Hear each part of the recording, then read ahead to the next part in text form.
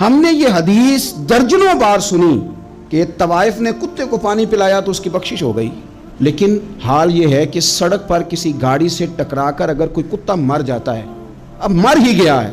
گاڑی والا، motor cycle والا، پجارو والا، بس والا کوئی اتنی جرت نہیں کرتا کہ لکڑی کے ساتھ، رسی کے ساتھ ہی پکڑ کے اسے سائیڈ پہ کر دے۔ اس سڑک پہ مرا ہوا پڑا رہتا ہے، یہاں تک کہ گاڑیوں کے ٹائروں کے ساتھ اس کا گوشت لگ لگ کے سڑک صاف ہوتی ہے۔ اس محبوب کے ماننے والے جس محبوب نے بتایا کہ طوائف نے پانی پلایا تھا اور ہمیں سمجھ بھی آ گئی اور حدیث پڑھ بھی لی اور سن بھی لی،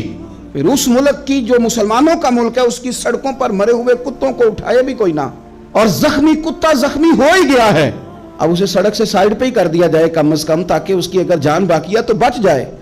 تو پھر مجھے بتاؤ نا میرے دوستو، ہم نے کس لیے تقریریں سنی ہیں، کس لیے خطبے سنے ہیں؟ واعظ و نصیحت کی مجالس کا مطلب ہم نے کیا سمجھا ہوا ہے؟